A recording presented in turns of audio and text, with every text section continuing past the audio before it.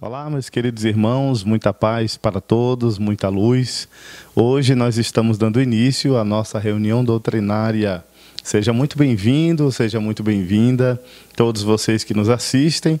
Durante este período, nós estamos estudando as obras de André Luiz e nós estamos com o tema central Encontros com André Luiz, a vida no mundo espiritual. E hoje nós vamos estudar a obra Missionários da Luz. Deixamos claro que nós não temos interesse, também não é a nossa intenção, resumir uma obra tão vasta como essas obras de André Luiz. Nosso trabalho apenas se encerra em incentivos para que possamos estudar mais e aprofundar mais o conhecimento nessas obras magníficas. Tema de hoje: Missionários da Luz. O livro foi psicografado na década de 1940, período da Segunda Grande Guerra Mundial. Este livro, de autoria do espírito André Luiz, é uma psicografia de Francisco Cândido Xavier. Nós vamos ver que a importância dessa obra é grandiosa, uma vez que encerra informações sobre o mundo espiritual.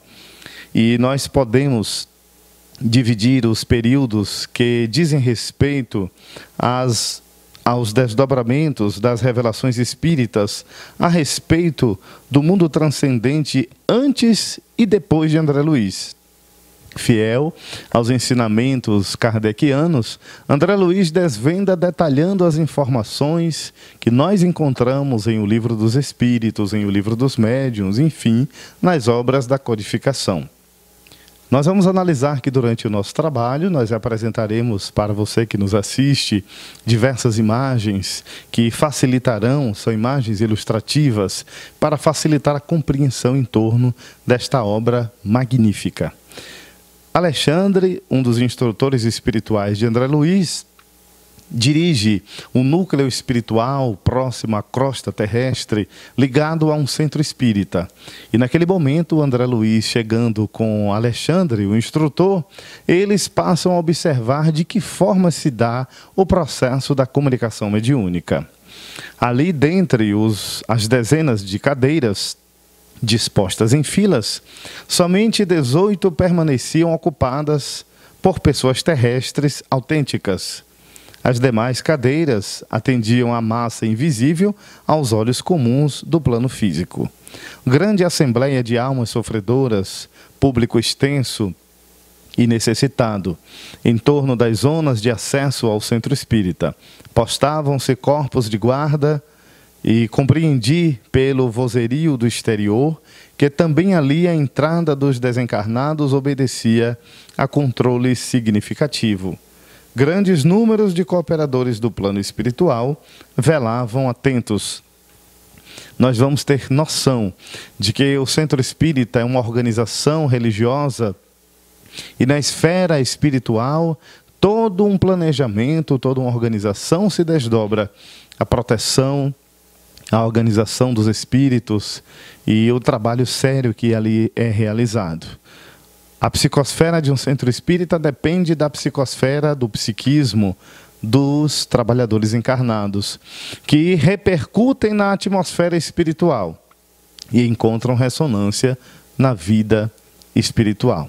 Naquele centro espírita, André Luiz notou também que a plateia espiritual era dividida por fios muito tênues, linhas energéticas que dividiam em quadrantes o público de acordo com as necessidades e as características de cada necessidade, de cada um.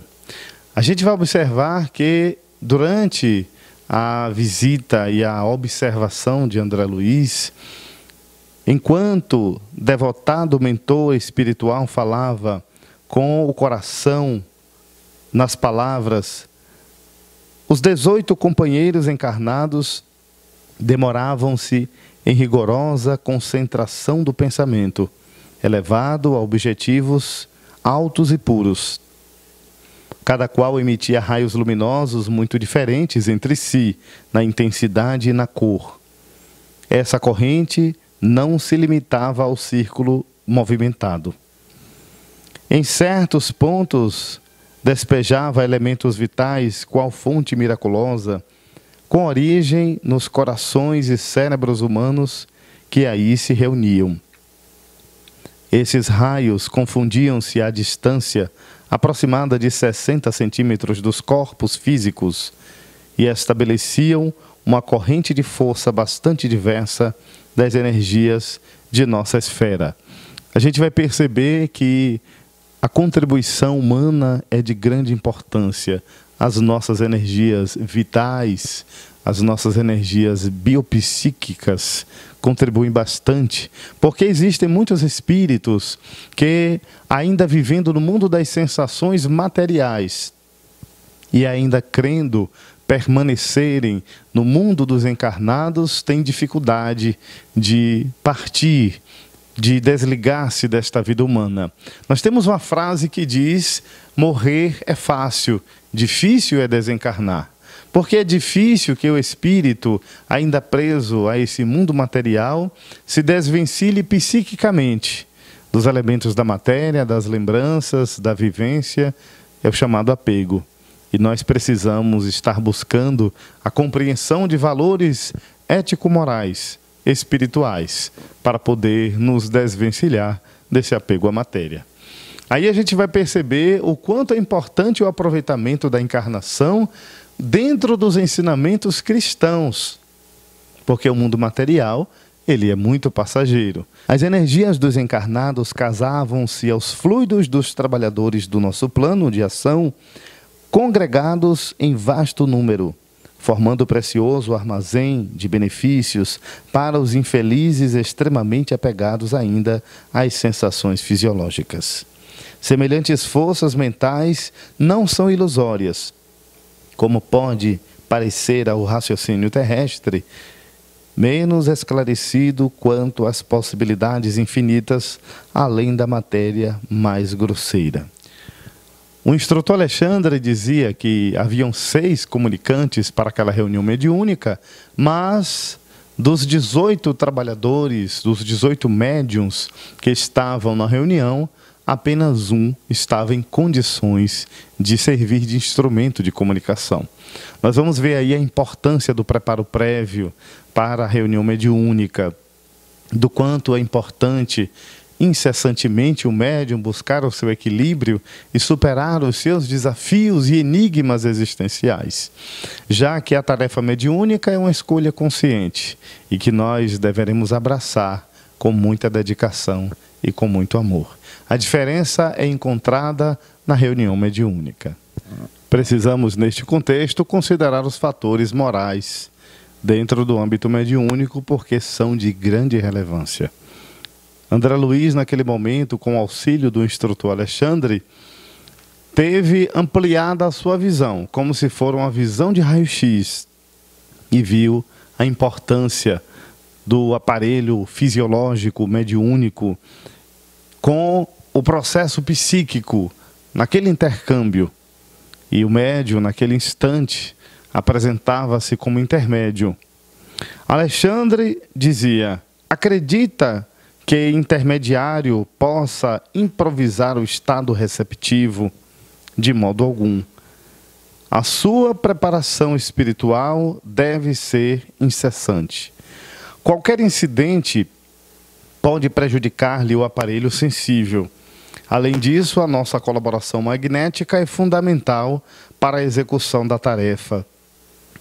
As glândulas do rapaz, o médium, transformaram-se em núcleos luminosos à guisa de perfeitas oficinas elétricas. Cérebro, lobos centrais, células corticais e fibras nervosas apresentavam circuitos de energia peculiares. A epífise irradiava então raios intensos e azulados. Os centros de energia, que são os chakras, apresentavam intensidades maiores. Ali se estabelecia no processo do intercâmbio mediúnico a comunicação. O preparo do médium não deve ser horas antes, deve ser constantemente. Nós somos humanos, como diz o escritor Hermínio Corrêa de Miranda, e os espíritos superiores compreendem as nossas lutas. É necessário ter esforço sobre-humano, dizendo metaforicamente, para podermos estar dedicados à tarefa do Cristo. Jesus, já dizia Chico Xavier, não espera de nós perfeição, mas aguarda ao lado de cada um de nós boa vontade, disponibilidade ao serviço do próximo, ao serviço do bem. E completava Hermínio Miranda dizendo que os guias espirituais, eles compreendem as nossas fragilidades, as nossas dificuldades, mas o esforço, a boa vontade, o estudo, a seriedade com que deveremos colocar nossas energias para o trabalho espiritual, isto sim é que faz a diferença. Porque o intercâmbio mediúnico é o mergulho no laboratório do mundo invisível, onde nós deveremos estar conscientes, ter seriedade no que se faz, responsabilidade, compromisso, até porque são forças da natureza e muitas delas desconhecidas para a maioria de nós. E não se mexe em substâncias laboratoriais, substâncias químicas que poderão ser tóxicas para aqueles que, de forma ignorante, as manipulam, porque não sabem as reações. O grupo mediúnico é o grupo de encarnados, de almas nobres que ali estão para a tarefa enobrecida, e deverá ter o preparo, deverá haver a empatia no grupo, deverá existir o respeito, a cordialidade, a união e o esforço para que se trabalhe a estima. Muitas vezes a discórdia, o desentendimento no grupo quebra e diminui as forças mediúnicas, ou é a chamada conexão espiritual. E desses 18 trabalhadores, apenas um estava naquela noite em condições de servir de instrumento mediúnico. Tal a dificuldade que os espíritos encontram nos encarnados para estabelecer as comunicações, para realizarem um socorro. Tanto que Alexandre chega para o comunicante e diz que a oportunidade é raríssima e é preciso ser aproveitada. O instrutor Alexandre chega para o colaborador comunicante e diz: Calixto, temos 6 amigos para o intercâmbio, mas somente um médium em condições. Só você poderá se comunicar hoje. Recorde sua missão consoladora e nada de particularismos. A oportunidade é limitadíssima e devemos considerar o interesse de todos. Calixto enlaçou o médium com o braço esquerdo e com a ponta dos dedos da mão direita tocou-lhe o cérebro. No centro da memória, como a recolher o material de lembranças do companheiro encarnado, a zona motora do médium adquiriu outra cor e luminosidade. Alexandre colocou a mão sobre o lobo frontal do colaborador humano com o objetivo de inibir-lhe tanto quanto o possível as interferências do aparelho mediúnico na comunicação. Calixto demonstrava imensa alegria no semblante feliz, satisfeito com a oportunidade do trabalho. Tomando o braço do companheiro médium, iniciou o serviço com as belas palavras: a paz de Jesus seja convosco. Nós vimos aí um exemplo importante de comunicação mediúnica que abre espaço para tantos outros detalhes. Um trabalho espiritual tão sério. Para entendermos bem, sugerimos a você que nos assiste o trabalho Diálogo com as Sombras, o livro Diálogo com as Sombras, onde Hermínio Miranda, estudando por aproximadamente 10 anos um trabalho mediúnico, ele deixa esta preciosidade para todos nós, a fim de que conheçamos as vastidões do mundo espiritual e do trabalho socorrista da desobsessão. Nós sugerimos também os livros Diversidades dos Carismas, volume 1 e 2, onde o 1 fala da teoria mediúnica e o 2 fala da prática do exercício da mediunidade. Encerramos aqui uma parte onde nós analisamos no livro Missionários da Luz o intercâmbio mediúnico, as influenciações, a troca energética e a responsabilidade que todos nós deveremos ter em lidar com o laboratório do mundo invisível, porque nós somos influenciados pelos espíritos constantemente, a ponto de que na maioria das vezes são eles que nos dirigem. Agora nós vamos para a temática reencarnação, quando nós vamos analisar como exemplo a reencarnação de um espírito chamado Segismundo. No livro Missionários da Luz, nós vamos entender o processo da reencarnação e vamos notar que esse processo ele tem fases.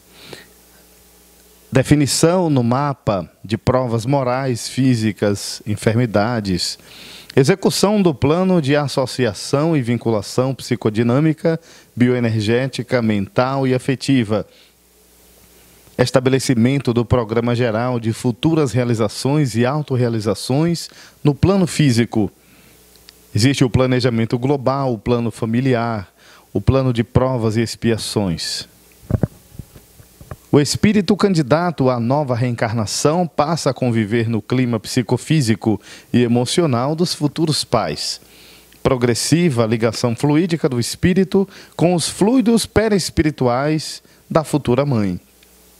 Estabelece-se um intercâmbio energético nas duas direções, com efeitos bilaterais. Aí é o processo pré-reencarnatório, ligação fluídica mãe-filho, interação pais e filhos. O elemento vitorioso prosseguiu a marcha depois de atravessar a periferia do óvulo. Ambas as forças masculina e feminina formavam agora uma só, convertendo-se em tenuíssimo foco de luz.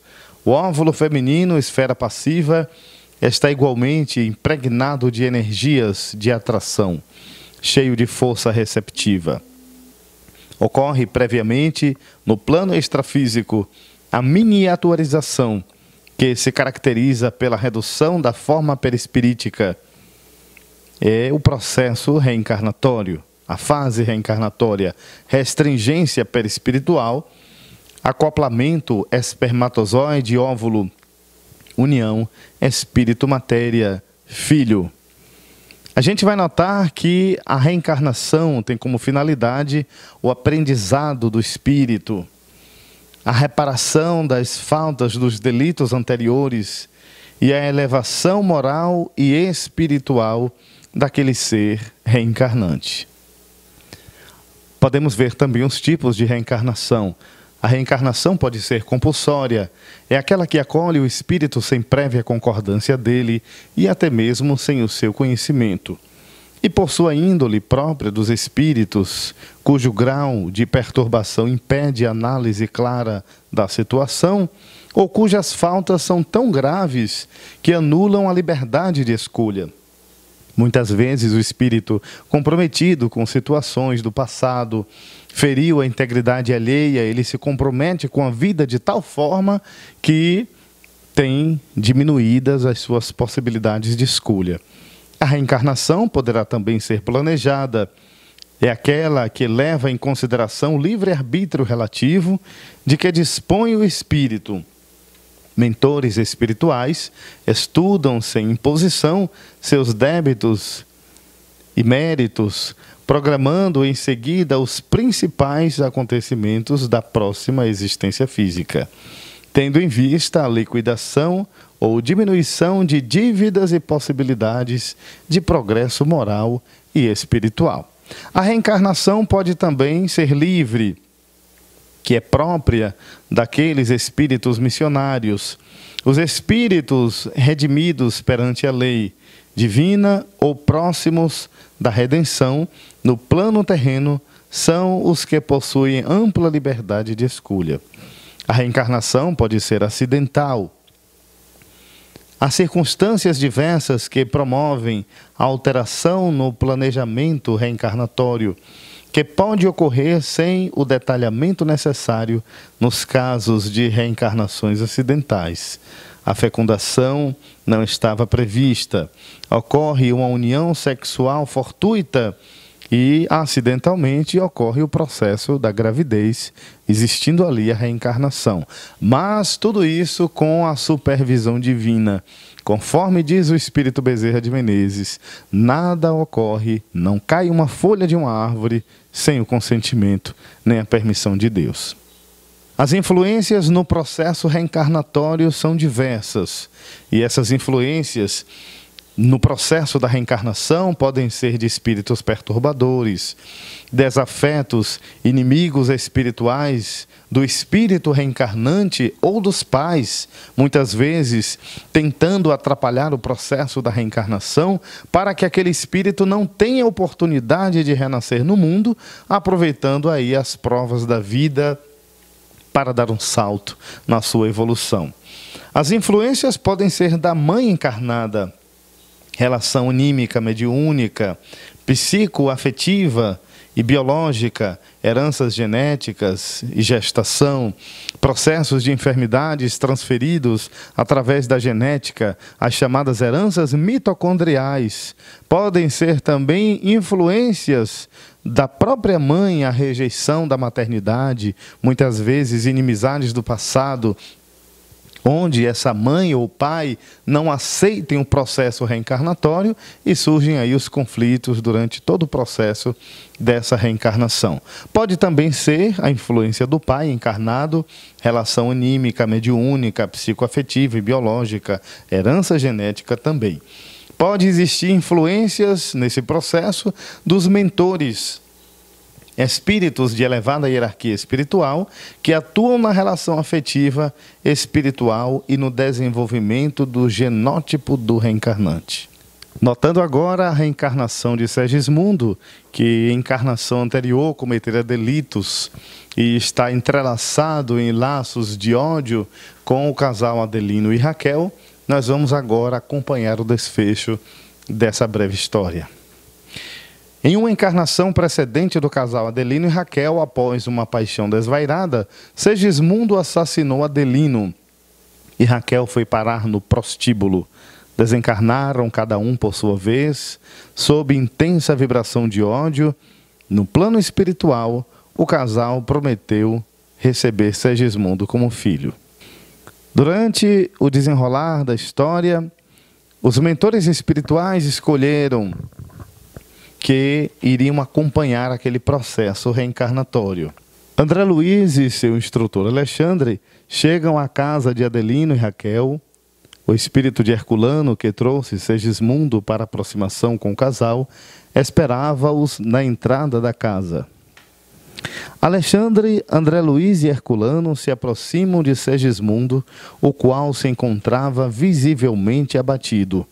O casal Adelino e Raquel tomava a refeição da tarde com seu filho primogênito. Alexandre, André Luiz e Herculano se aproximam da mesa e percebem que Adelino está aflito e de pouca conversa com a esposa. O pensamento envenenado dele destruía a substância da hereditariedade. Alexandre aproxima-se e dá um passe no pequeno Joãozinho para despertar-lhe o interesse sobre a conversa dos pais, para que com suas perguntas pueris consiga desfazer o mal-estar, melhorando a atitude de Adelino e o clima de relacionamento do casal. Profundamente comovido com a atitude interessada do filho e o diálogo amoroso da esposa, Adelino despede-se com sua delicadeza não habitual e promete voltar à noite mais cedo para orar junto ao deitar. Antes de dormir, conforme prometido, o casal segue com grande atenção a oração dominical proferida com emotividade infantil pelo pequeno João. O clima de preparação para a aproximação de Segismundo com Adelino melhora. Adormecidos, Raquel e Adelino abandonam seus corpos físicos. Raquel vai ao encontro de sua avó materna, enquanto Adelino vagueava no quarto angustiado e espantadiço. Adelino apavora-se ao ver Segismundo, Alexandre interfere lançando raios magnéticos tranquilizadores sobre ele e em seguida convence Adelino de que Segismundo não lhe deseja mais nenhum mal e que está em busca de seu perdão e acolhimento paternal. Comovido com as explicações de Alexandre, Adelino aceita o pedido de perdão de Segismundo, seu algoz em vida pretérita, dissipando nesse momento as pesadas nuvens de ódio que enodoavam seu perispírito e escondia sua condição de espírito elevado e nobre. Satisfeito com o trabalho da noite, Herculano e Alexandre, e André Luiz e Segismundo deixam a casa de Adelino e Raquel para retornar na semana seguinte para iniciar o serviço da reencarnação. André Luiz e Alexandre chegam à casa de Adelino e Raquel na véspera da ligação do espírito de Segismundo com a matéria orgânica. Lá encontram Herculano e Segismundo em companhia de espíritos construtores que iam cooperar na sua formação fetal. O ambiente familiar continuava cercado de afeição. Alexandre examina os mapas cromossômicos planejados de Adelino, com a assistência de espíritos construtores. Ante a iminência da reencarnação, Segismundo torna-se extenuado e abatido. Sentia-se fraco e incapacitado e receava a ideia de novos fracassos no repouso à carne. Com o incentivo dos amigos, ele se sentia mais confortado e principalmente ante a promessa deles de que a colaboração continuaria mesmo após encarnado. O Espírito Joana de Ângeles nos diz que nenhum de nós foge às leis da consciência. O Espírito Emmanuel nos diz que nós estamos dentro do processo da reencarnação para o processo de evolução. Nós vamos entender que Segismundo estava abatido porque vinha à tona na sua consciência os seus delitos anteriores. Ele tinha medo de reencarnar. Como muitos de nós, quando chegamos na Terra, achamos que talvez a vida humana seja um fardo superior às nossas forças. Mas Deus não coloca fardos pesados em ombros fracos. Tudo compatível com as nossas necessidades e compatível com a nossa capacidade de superação. Antes de iniciar o processo de reencarnação, Segismundo, de olhar triste e vagueante, aguardava aflito em uma pequena câmara de repouso em seu futuro lar, o momento crucial de sua redução perispiritual. Os espíritos construtores iniciam o processo de magnetização do corpo perispiritual de Segismundo. Durante esse processo, à medida em que sua forma perispiritual era reduzida, ele ia perdendo a lucidez e parecia cada vez menos consciente. Alexandre deposita Segismundo nos braços daquela que fora, quando encarnada, a avó materna de Raquel, para que ela seja a portadora da entrega de Segismundo à sua neta. Ante uma assembleia de espíritos, Alexandre anuncia o momento sublime de entrega de Segismundo à sua futura mãe. Sob o olhar vigilante de Adelino, o aposento conjugal estava cheio de flores, de luz, com o propósito de adornar os caminhos do recomeço de Segismundo. Após a prece de Adelino e sob os influxos de energias sublimes de espíritos superiores, Raquel recebe o espírito de Segismundo dos braços de sua avó materna. Adelino se aproxima da esposa e lhe abraça ternamente.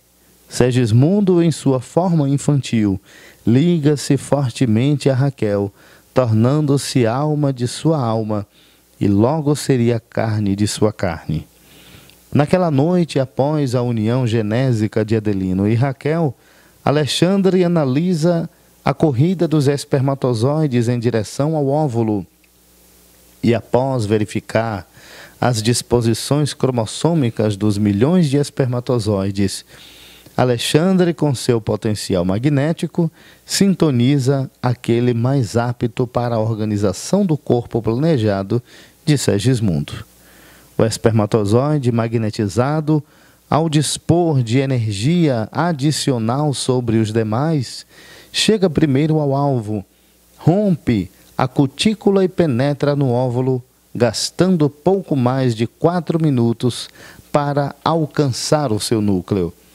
Sob o influxo magnético dos construtores espirituais, a forma reduzida de Segismundo é ajustada ao útero materno, terminando assim a operação inicial de ligação do processo reencarnatório.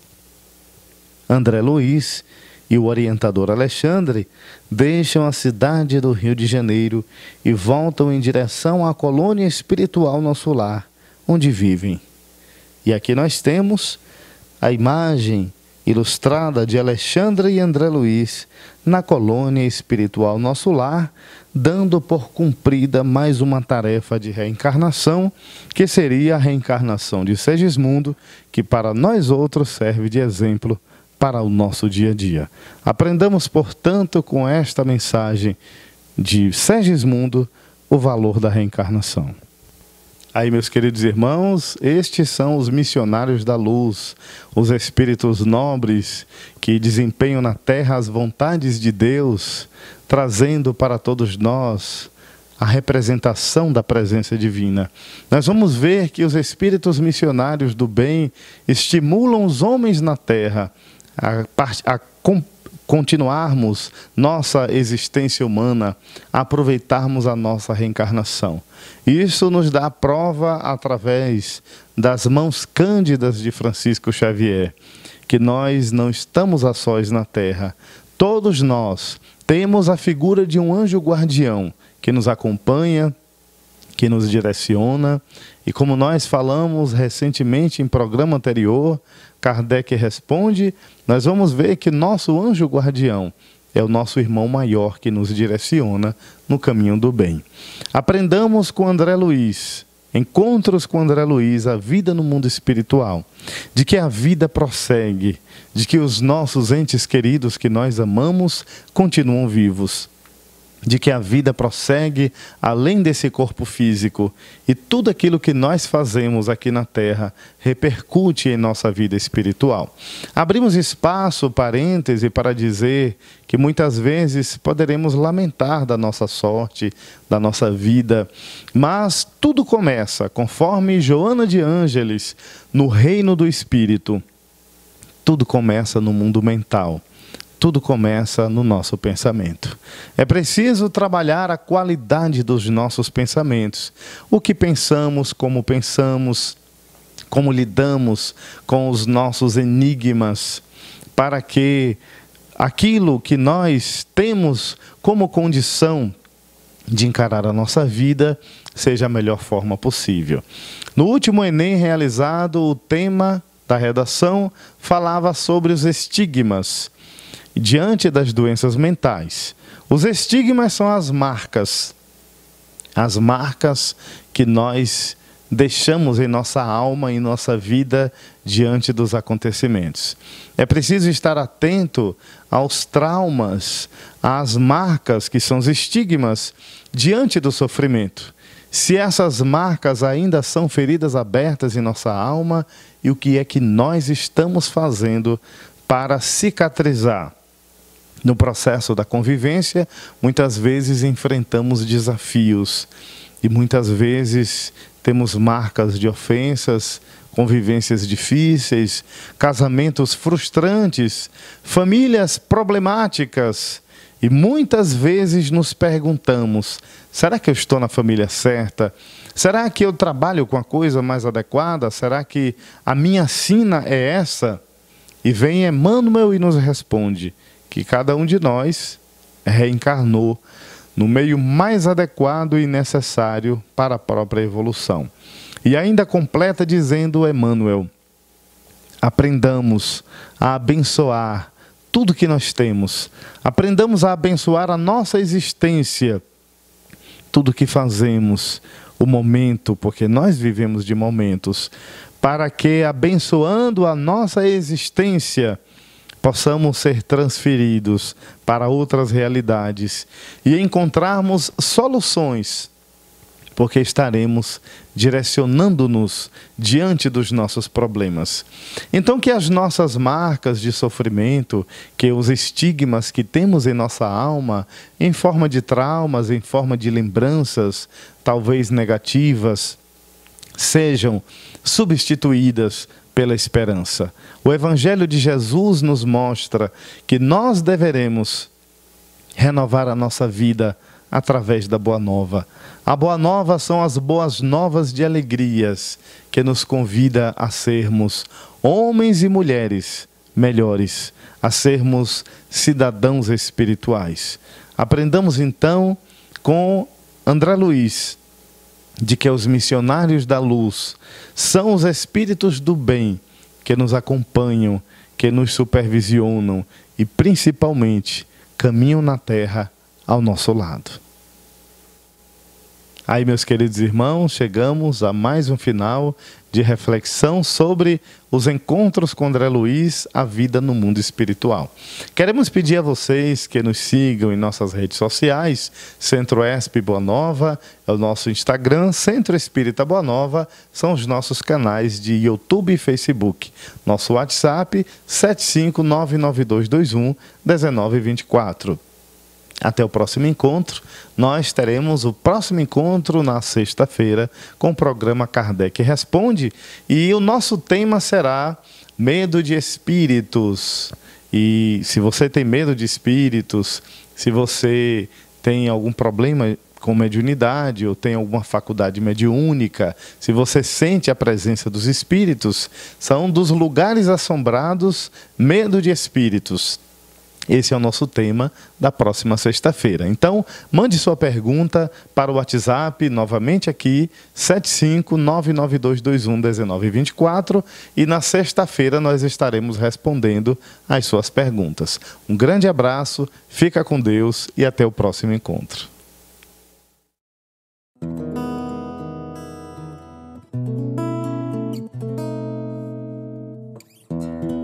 Se eu quiser falar com Deus,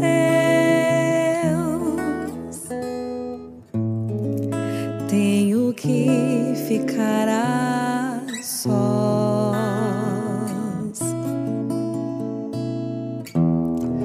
Tenho que apagar a luz.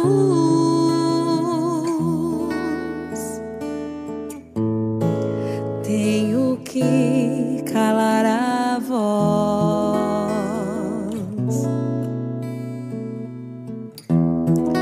Tenho que encontrar a paz.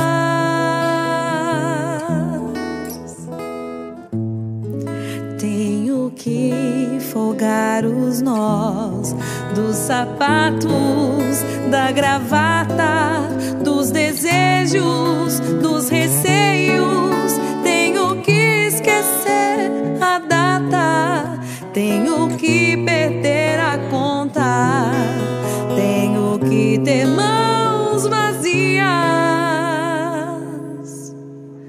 ter a alma e o corpo nu.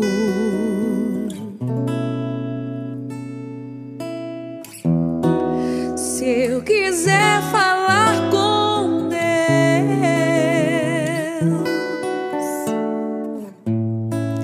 tenho que aceitar a dor. Tenho que comer o pão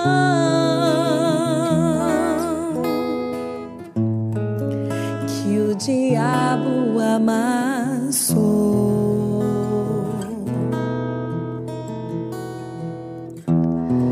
Tenho que virar um cão.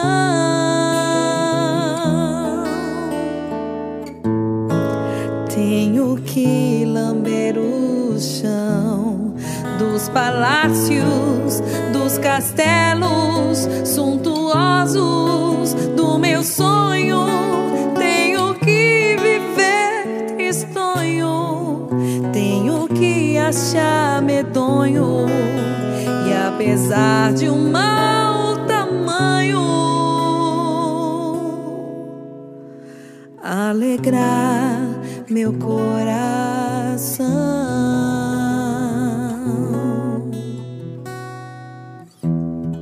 Se eu quiser falar com Deus,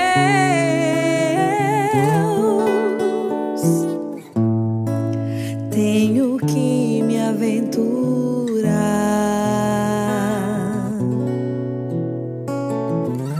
Eu tenho que subir aos céus, sem cordas pra segurar.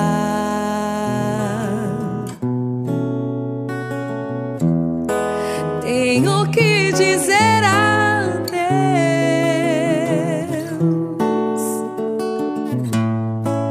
dar as costas, caminhar decidido pela estrada que ao fim dá vai dar em nada, nada, nada, nada, nada, nada, nada, nada, nada, nada, nada, nada.